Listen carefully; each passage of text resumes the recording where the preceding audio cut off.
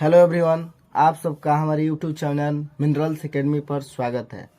Friends, आज हम class 10 के विज्ञान में टॉप 20 बहुविकल्पी प्रश्न लाए हैं जो आगामी बोर्ड एग्जाम 2023 के लिए बेहद ही इम्पोर्टेंट है।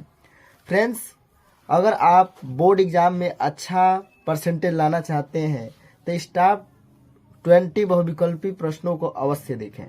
यह जो क्वेश्चन है यह 2019 से लेकर 2022 तक के पेपर किसी न किसी पेपर में पूछा हुआ क्वेश्चन लिया गया है। तो आइए हम देखते हैं कि इन बहुविकल्पी प्रश्नों का उत्तर क्या होगा। पहला है, शुद्ध जल का पीएच मान होता है। तो शुद्ध जल का पीएच मान होता है 7। ये आप याद रखेंगे। एक क्षारीय विलयन का पीएच मान 3 है तो बिलियन होगा। हम जानते हैं कि फ्रेंड्स, बिलियन का पीएच मान जब 7 से कम होता है तो बिलियन कैसा होता है? अम्लीय होता है। तो देखिए 7 से कम 3 है, इसलिए इसका प्रकृति, बिलियन का प्रकृति कैसा होगा? अम्लीय होगा। अब तीसरा क्वेश्चन देखिए, क्षारीय विलयन का पीएच मान होता है।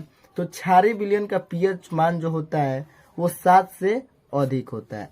आगे देखिए, अगला क्वेश्चन है, सिट्रिक अम्ल पाया जाता है। तो सिट्रिक अम्ल किस में पाया जाता है? टमाटर में, कि खट्टे दूध में, कि इमली में, कि संतरे में? तो संतरे में पाया जाता है। ये ऑप्शन सही है। बुझे चूने का सूत्र होता है। तो चारों ऑप्शनों में से बुझे चूने का सूत्र होता है CaOH का ट्वाइस। ये होगा ऑप्शन सही। अब आइए क्वेश्चन नंबर 6, H2SO4 के जलीय विलयन का पीएच मान होता है। देखिए H2SO4 एक अम्ल है, तो अम्ल का जलीय विलयन का पीएच मान, अम्ल का पीएच मान क्या होता है? तो वह होता है 7 से कम। तो H2SO4 का भी पीएच मान हो जाएगा 7 से कम। अब अगला क्वेश्चन 7, खाने के सोडे का रासायनिक सूत्र है।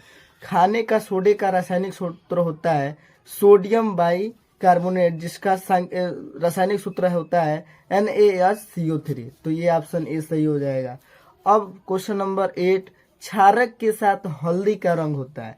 तो हल्दी का रंग होता है भूरा लाल। अगला क्वेश्चन, अम्लीय वर्षा के जल का संभावित पीएच मान। यह बेहद इंपॉर्टेंट है, इसको याद रखेंगे। तो 5.2। अब अगला, बेकिंग पाउडर गर्म करने पर कौन सी गैस देता है? तो बेकिंग पाउडर गर्म करने पर आपका गैस देता है कार्बन डाइऑक्साइड, ठीक है, CO2। अगला, धोने के सोडे का रासायनिक सूत्र होता है। तो धोने का सोडा माने सोडियम कार्बोनेट, तो ये होता है Na2CO3 इंटू 10H2O। तो ऑप्शन बी हमारा करेक्ट हो जाएगा। अब अगला क्वेश्चन देखते हैं, निम्नलिखित यौगिक में अम्लीय लवण कौन सा है? अम्लीय लवण, तो इसमें देखिए H जिसके साथ लगा होगा वही होगा अम्लीय लवण। तो इसके साथ लगा है NaHSO4। तो ऑप्शन ये सही हो जाएगा। अब मिश्र धातु है, मिश्र धातु हमारा होता है पीतल। क्या है इसमें? इन चारों ऑप्शनों में से मिश्र धातु है पीतल, तो पीतल सही हो जाएगा। अगला देखें, एंटीमनी है एक, एंटीमनी है एक उपधातु। ये याद रखेंगे, ये भी बहुत बार एग्जाम में पूछा हुआ क्वेश्चन है। अब अमलगम होते हैं, अमलगम भी बहुत बार एग्जाम में पूछा हुआ क्वेश्चन है। अमलगम हमारे होते हैं, ये होता है मिश्र धातु। अब शुद्ध सोना कितने कैरेट का होता है? वेरी मोस्ट इम्पोर्टेंट, ये भी बार बार पूछा हुआ क्वेश्चन है। तो शुद्ध सोना होता है 24 कैरेट का होता है। अब देखिए अगला, निम्न में से कौन सी धातु जल के साथ सामान्य ताप पर ही अभिक्रिया कर लेती है? तो इन चारों धातुओं में से सोडियम जो है Na, वो जल के साथ सामान्य ताप पर अभिक्रिया कर लेती है। तो हमारा पहला ऑप्शन ही सही हो जाएगा Na। अगला, निम्न में से कौन सी धातु अम्ल से हाइड्रोजन विस्थापित नहीं करती है?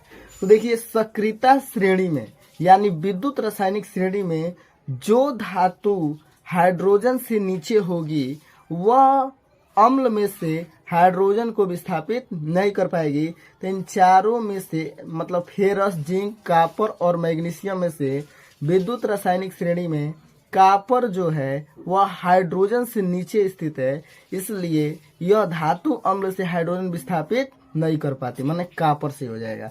अगला, निम्न में से कौन सा तत्व तनु अम्ल के साथ संयोग करके हाइड्रोजन गैस निकालता है? तो वह हमारा तत्व जिंक है, जिंक ऑप्शन से हो जाएगा। अब आगे देखिए, निम्न में से कौन सा तत्व धात्विक है? धात्विक माने धातु के प्रवृत्ति वाला है, तो इसमें हमारा है लिथियम। फ्रेंड्स, अगर आप ऐसा वीडियो देखना चाहते हैं और आगामी बोर्ड एग्जाम में अच्छा परसेंट लाना चाहते हैं तो प्लीज मेरे यूट्यूब चैनल को लाइक, शेयर एंड सब्सक्राइब करना ना भूलें। Thank you.